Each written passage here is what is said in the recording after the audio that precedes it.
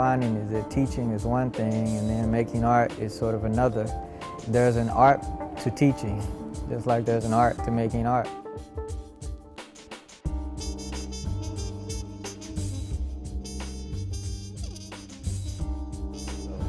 Probably want to keep this thing darker so that it'll totally separate.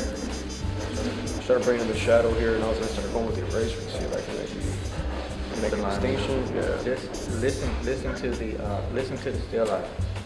I remember one day, it's kind of funny. My wife looked over at me and she had an epiphany that I was just an average guy. I am an artist, and people tend to think that artists are exotic people. Then she came to that epiphany that you're just an average guy. You like watching football. You like the same thing that any average person, I guess, would like. I don't think I'm all that important. Sometimes what I'm trying to say is important. For a long time, I wouldn't even sign my paintings on the front. I would only sign them on the back because I didn't want people to get into the who is this, what's my name. I wanted them to think about what it was I was making the art about. What was the art saying? And if it's saying that effectively, that's what was important.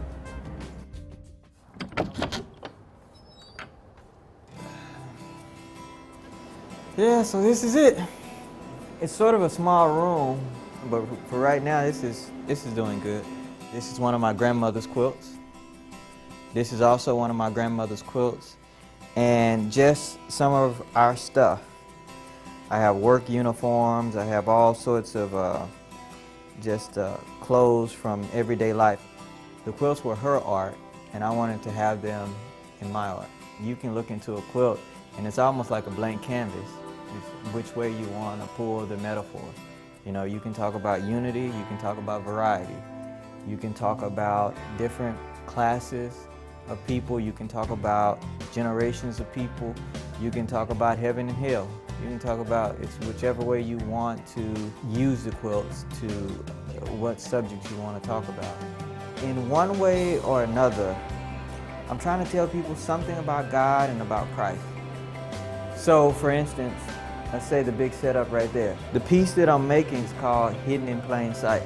What I want people to do is search, what is it that's hidden in plain sight?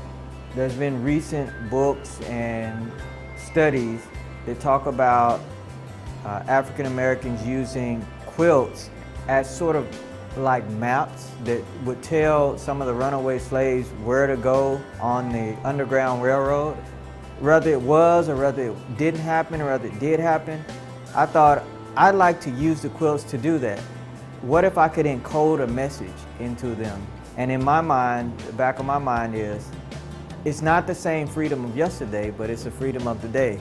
Where they were running for a freedom from captivity of slave masters, the ideal in my mind is a freedom toward liberty from being captive to Satan, and a freedom into the liberation that happens in Christ.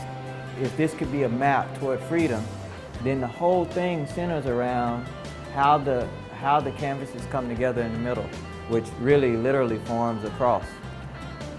Any believer would recognize in the book of Acts the day of Pentecost. During that time, all of these different people, they spoke in different languages, and the people surrounding them, they could tell what languages they were speaking in.